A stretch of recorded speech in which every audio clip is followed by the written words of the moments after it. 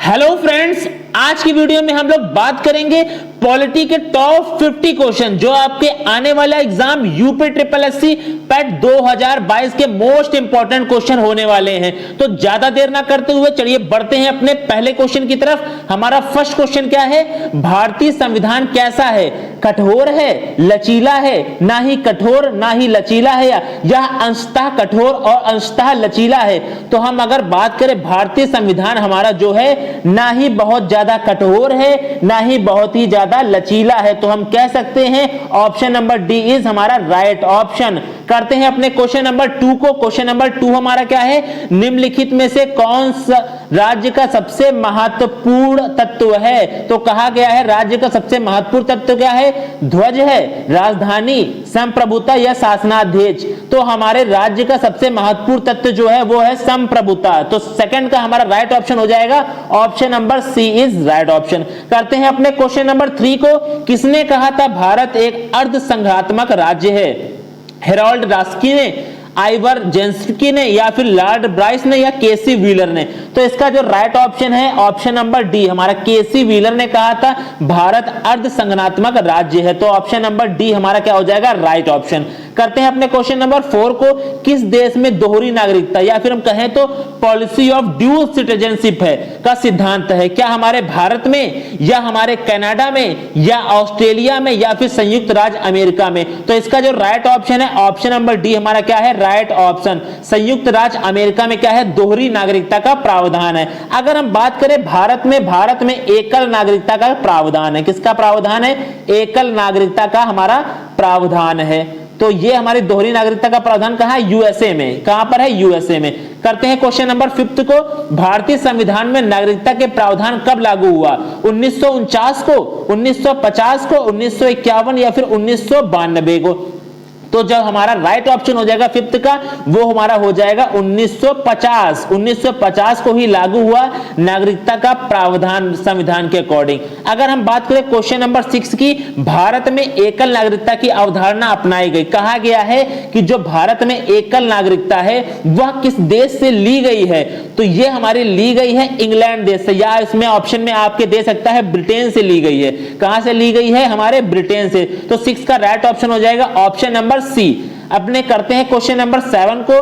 पाकिस्तान से आकर भारत में नागरिकता प्राप्त करने संबंध प्रावधान का वर्णन निम्नलिखित में से किस अनुच्छेद में वर्णित है? अनुच्छेद 6 में, अनुच्छेद 7 में, अनुच्छेद 9 में, या अनुच्छेद 10 में? कहा गया है अगर पाकिस्तान से भारत में आए कोई भी नागरिक है उसको नागरिकता का प्रावधान हमारे संविधान में किस अनुच्छेद में दिया गया? 6 में, 7 में, 9 में, या फिर 10 में? तो हमारा जो अनुच्छेद हमारा जो है 6 नंबर अनुच्छेद हमारा जो 6 है उसमें ही हमारे वर्णन किया गया है जो पाकिस्तान से भारत आए लोग उनकी नागरिकता का प्रावधान हमारे अनुच्छेद के 6 वाले में कहा गया है। अब अगर हम लोग बात करें अनुच्छेद 7 में क्या गया है, तो अनुच्छेद 7 में कहा गया है भारत से पाकिस्तान गए लोगों की नागरिकता। किसमें? अनुच्छेद 7 में कहा गया है भारत से जो पाकिस्तान गए लोगों की नागरिकता।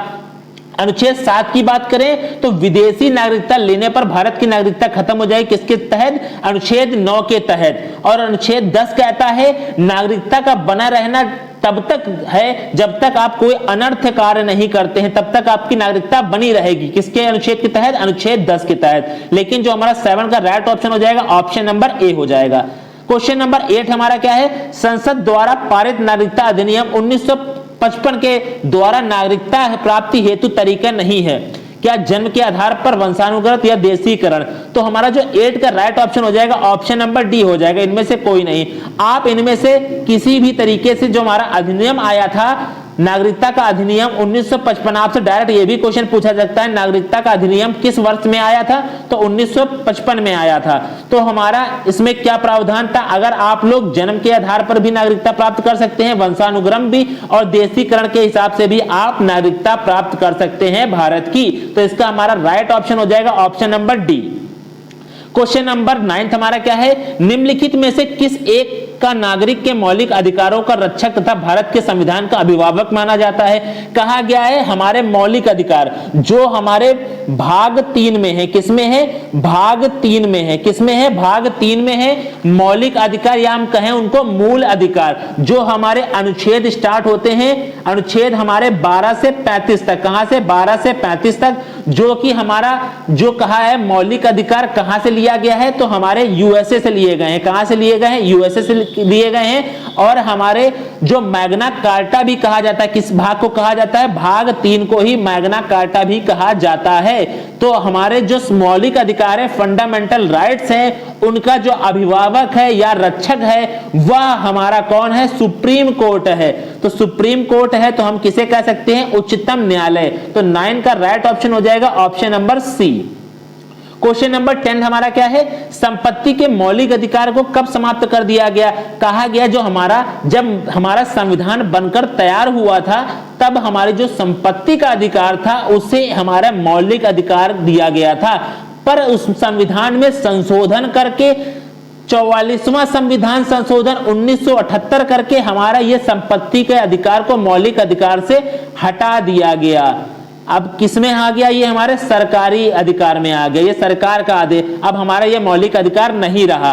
तो किस संविधान संशोधन के तहत? 44वां संविधान संशोधन 1978 के तहत। करते हैं क्वेश्चन नंबर 11 को। संविधान के किस प्रावधान द्वारा अस्पृश्यता का उन्मूलन किया गया? आपसे अस्पृश्यता बोले या छुआछूत का अंत बोले तो इसका हमारा राइट ऑप्शन हो जाएगा अनुच्छेद 17 के तहत हमारे संविधान में अस्पृश्यता, अनटचेबिलिटी या छुआछूत का अंत का प्रावधान किया गया है अनुच्छेद 17 में। करते हैं क्वेश्चन नंबर 12 को। निम्नलिखित में से संविधान, भारत के संविधान का कौन सा अनुच्छेद कानून के समक्ष समानता से संबंधित है?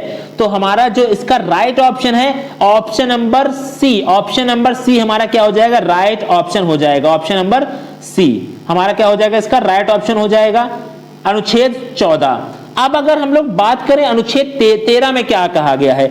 अनुच्छेद 13 में कहा गया है कि हमारे संविधान का बना रहना तब तक जब तक कि पहला जो हमारा कानून बनाया गया था वह हमारे अभी के जो भी कानून है उसका उल्लंघन या फिर उसका हनन ना कर रहा हो, तो हमारे अनुच्छेद 13 में कहा गया है। अब अगर हम लोग बात करें अनुच्छेद 15 में क्या कहा गया है?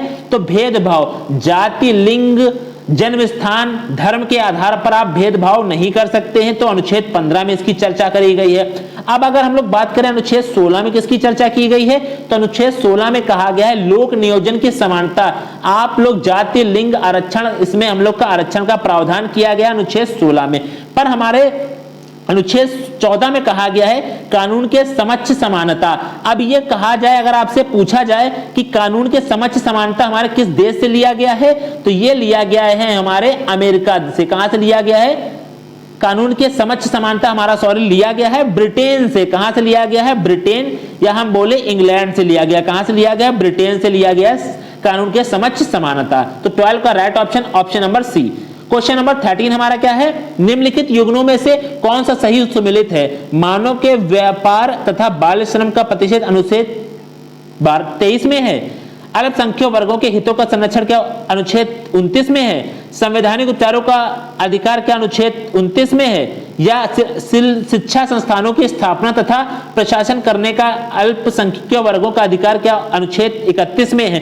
तो हमारा जो 13 का राइट ऑप्शन हो जाएगा ऑप्शन नंबर सी भी हमारा राइट है, ऑप्शन नंबर डी भी राइट है, क्योंकि इसमें हमारे दो ऑप्शन रॉन्ग हो रहे हैं, इसलिए हम ऑप्शन सी ऑप्शन डी को टिक कर सकते हैं। तो 13 का हमारा राइट ऑप्शन हो जाएगा ऑप्शन नंबर सी और डी।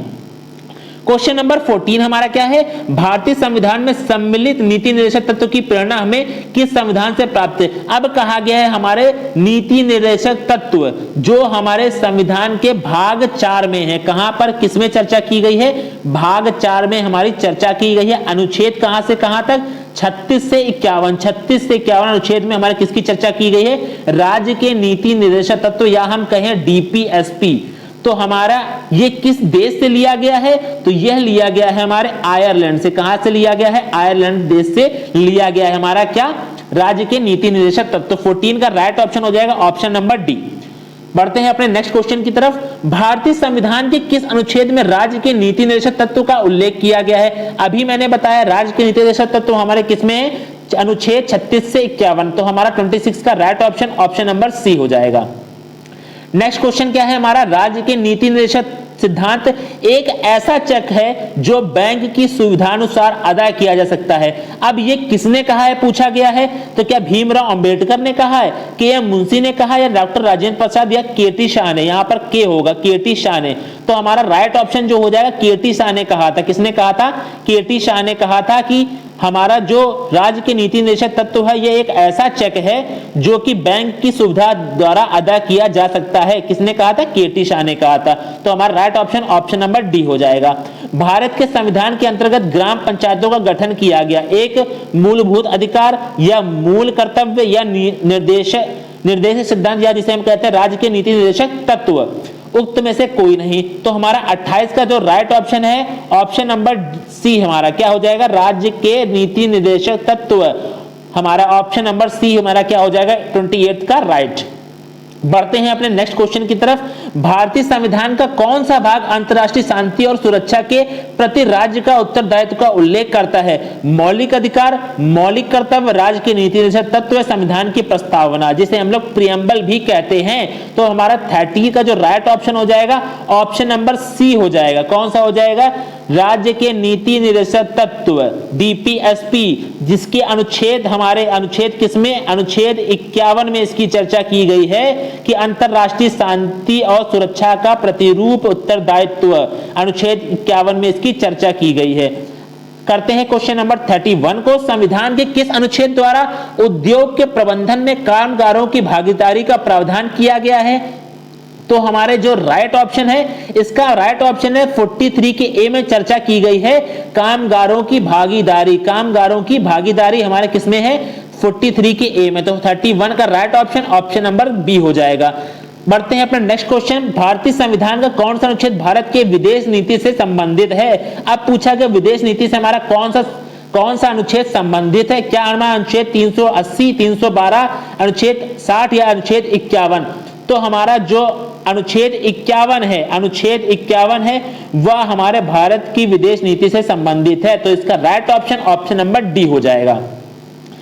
बढ़ते हैं अपने नेक्स्ट क्वेश्चन की तरफ। भारतीय संविधान में कितने मौलिक कर्तव्य हैं?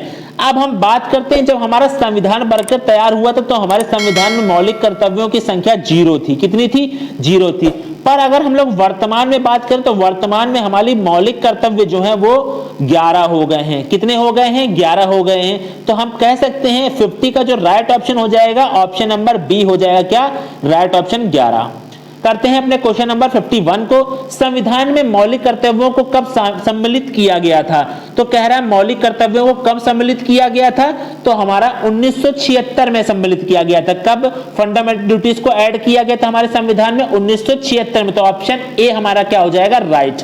भारतीय संविधान के किस अनुच्छेद में 42वें संविधान विधेयक द्वारा मूल कर्तव्यों को सम्मिलित किया गया? तो हमारे अनुच्छेद 51 के ए। अगर भाग आपसे पूछता है तो भाग 4 के ए हो जाएगा। क्या हो जाएगा? भाग 4 के ए में हमारा क्या रखा गया? फंडामेंटल ड्यूटीज या हम कहें तो मौलिक कर्तव्य को रखा गया है। नेक्स्ट क्वेश्चन भी वही पूछा गया जो मैंने अभी बताया। भारत के संविधान में किस भाग में मौलिक कर्तव्यों का उल्लेख किया गया है? तो अभी बताया भाग 4 के ए में हमारे मौलिक कर्तव्यों को रखा गया। तो 53 का राइट ऑप्शन हो जाएगा ऑप्शन नंबर सी। करते हैं अपना नेक्स्ट क्वेश्चन। निम्नलिखित युगों में से कौन एक सुमेलित नहीं है? बहुत ही अच्छा क्वेश्चन, मोस्ट इंपॉर्टेंट क्वेश्चन, आप लोग उसको टिक कर सकते हैं। भाग 2 में क्या नागरिकता का प्रावधान है? बिल्कुल सही है हमारा। भाग 3 में मूल अधिकार, मौलिक अधिकार, बिल्कुल सही है। भाग 4 में राज्य के नीति निर्देशक तत्व नहीं। भाग 5 बिल्कुल हाँ ठीक है, राज्य के निर्देशक तत्व। लेकिन भाग 5 में हमारा मूल कर्तव्य नहीं है क्योंकि अभी मैंने बताया 4 के ए में, भाग 4 के ए में हमारे मौलिक कर्तव्यों को रखा गया है। भाग 4 के ए में। तो 54 का हमारा राइट ऑप्शन हो जाएगा option number D. Option number D हमारा क्या हो जाएगा? Right option. 55 हमारा क्वेश्चन क्या है? निम्नलिखित में से कौन सा एक मौलिक कर्तव्य नहीं है? राष्ट्रगान का सम्मान करना, राष्ट्र संपत्ति का बचाव करना, राष्ट्रीय महत्व के स्थानों और स्मारकों की रक्षा करना, प्राकृतिक वातावरण या संरक्षण और सुधार करना। तो इसमें से हमारा कौन सा मौलिक कर्तव्य नहीं है? तो हमारा मौलिक कर्तव्य जो नहीं है राष्ट्रीय संपत्ति का बचाव करना। राष्ट्रीय संपत्ति का बचाव करना हमारा क्या है? मौलिक कर्तव्य में नहीं आता है। मौलिक कर्तव्य में हमारे नहीं आता है। तो हम कह सकते हैं ऑप्शन नंबर बी हमारा क्या हो जाएगा, राइट ऑप्शन हो जाएगा 55 का। बढ़ते हैं अपने नेक्स्ट क्वेश्चन की तरफ। 62, निम्नलिखित में से किस एक संरक्षण भारतीय नागरिक का मूल कर्तव्य है? ग्राम पंचायत, राष्ट्रीय भवन, अनुसूचित जनजाति, वन्य या पर्यावरण। तो इसका हमारा राइट ऑप्शन हो जाएगा ऑप्शन नंबर बी। राष्ट्रीय ध्वज हमारा क्या है, मौलिक कर्तव्य, भारतीय नागरिक का मूल कर्तव्य है राष्ट्रीय ध्वज। राष्ट्रीय ध्वज को हमें सम्मान देना चाहिए। 63 का क्वेश्चन हमारा क्या है, भारत के प्रत्येक नागरिक का कर्तव्य होगा प्राकृतिक पर्यावरण का संरक्षण एवं सुधार शामिल है। अनुच्छेद 21 में, अनुच्छेद 48 के ए में, अनुच्छेद 81 ए में या अनुच्छेद 56 में। तो इसकी जो चर्चा की गई अनुच्छेद में, अनुच्छेद 48 के ए में। तो ऑप्शन नंबर बी हमारा क्या हो जाएगा, राइट ऑप्शन हो जाएगा 48 का ए। क्वेश्चन नंबर 64 हमारा क्या है, भारतीय संविधान का कौन सा अनुच्छेद राष्ट्रपति के पद के पुनः निर्वाचन की योग्यता रखता है? तो आपको इसकी ट्रिक याद रखनी है। राष्ट्रपति की ट्रिक हमारी है पकानी कोका द्योदशम। क्या है, पकानी कोका द्योदशम, पकानी कोका द्योदशम, ये हमारी क्या है, राष्ट्रपति की ट्रिक। तो हमारा राष्ट्रपति 52, फिर हमारा क्या हो जाएगा, 52 में हमारा पद, का से आ जाएगा कार्यकाल, नी से हो जाएगा निर्वाचन 54 में, 55 में आ जाएगा कोटा, 56 में हो जाएगा कार्यकाल, हमारा दूसरे हो जाएगा दोबारा निर्वाचन। तो हमारा किस में आ रहा, 57 में। दोबारा निर्वाचन हमारा राष्ट्रपति किस में आ रहा है, अनुच्छेद 57 में, 57 में। तो हमारा इसका जो राइट ऑप्शन हो जाएगा ऑप्शन नंबर डी हो जाएगा। कौन सा हो जाएगा, ऑप्शन नंबर डी। 64 का right option option number D. राष्ट्रपति का रिक्त स्थान भरा लिया जाना चाहिए। अगर राष्ट्रपति का पद हमारे खाली है तो कितने दिनों के अंदर उसे भर लेना चाहिए? क्या 90 दिनों के अंदर, 6 माह के, 9 महीने या 1 वर्ष? तो 6 महीने के अंदर हमारे राष्ट्रपति का पद को भर लेना चाहिए। तो right option option number B हमारा हो जाएगा 65 का।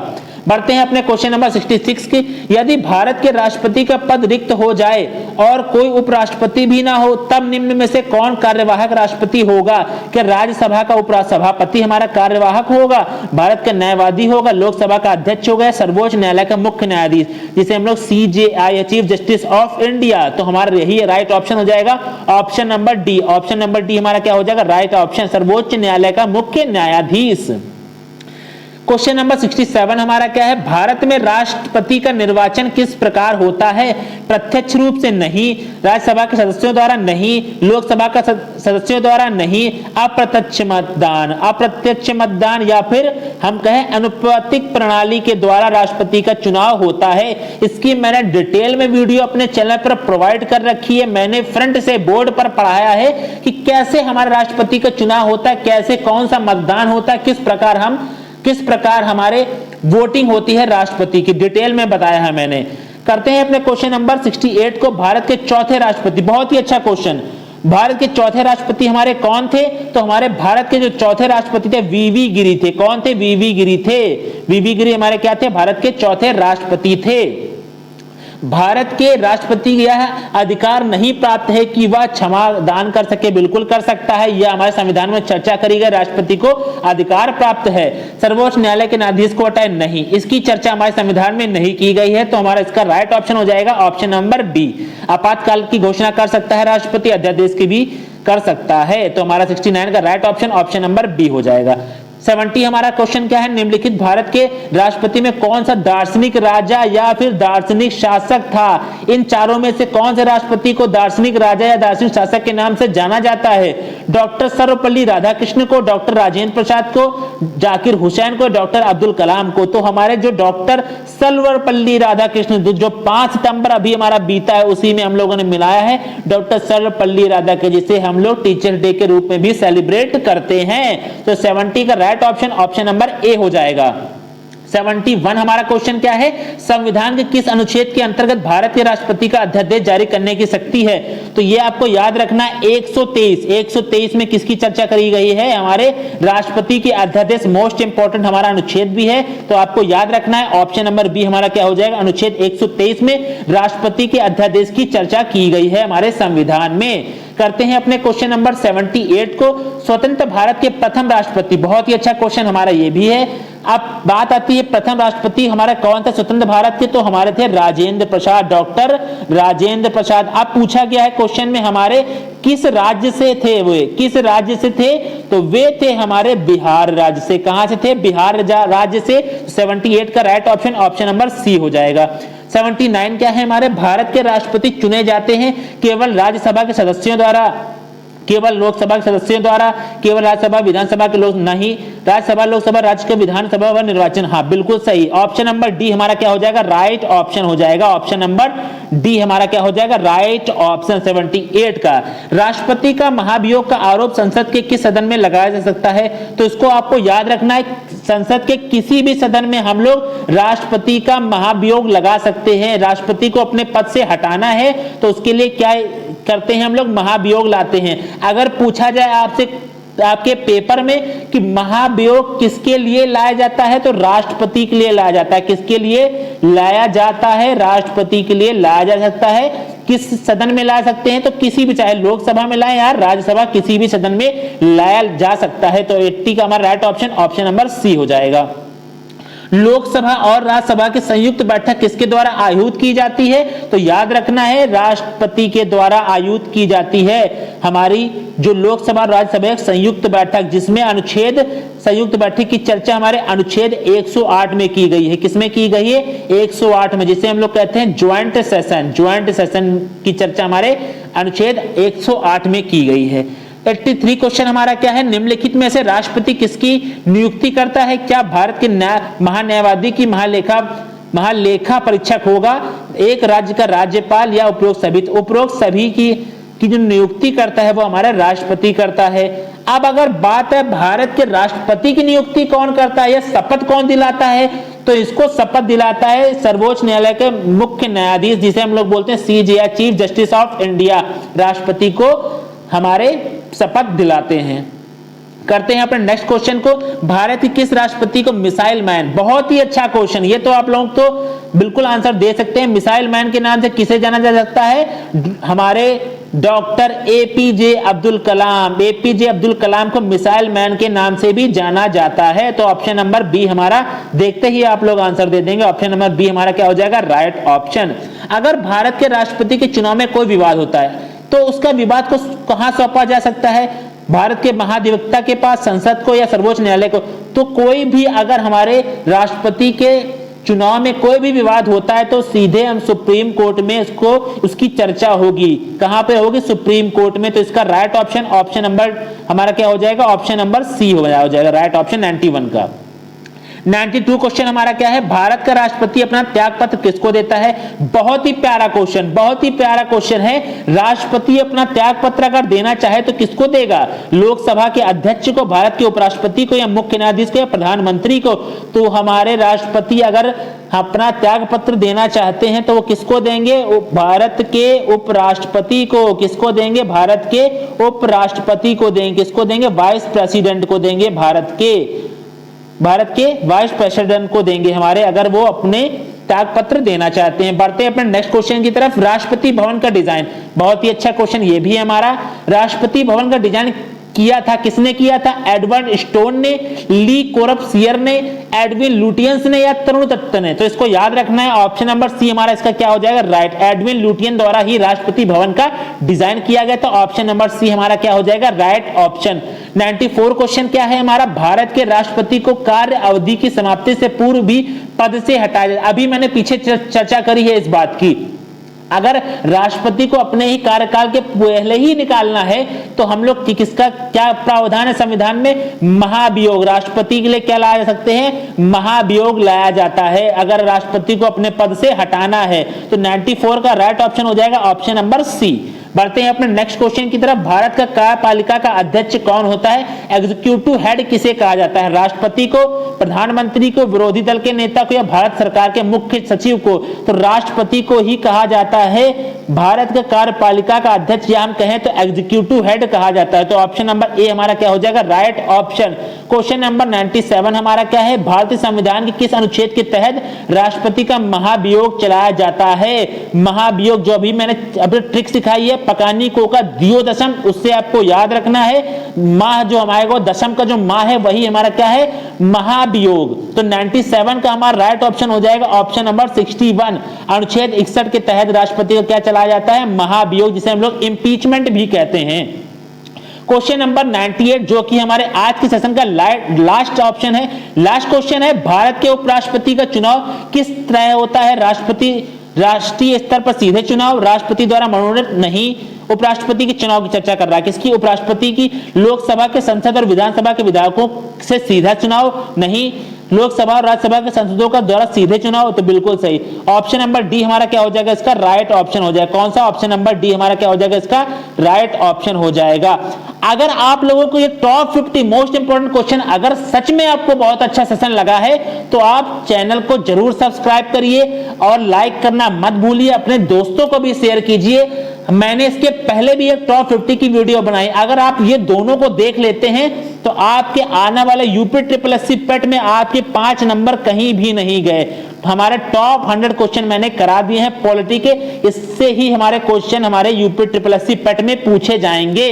आप इसी तरह अपना सपोर्ट बना के रखिए और खूब शेयर कीजिए। आज की वीडियो में बस इतना ही रखते हैं, मिलते हैं नेक्स्ट वीडियो में। जय हिंद।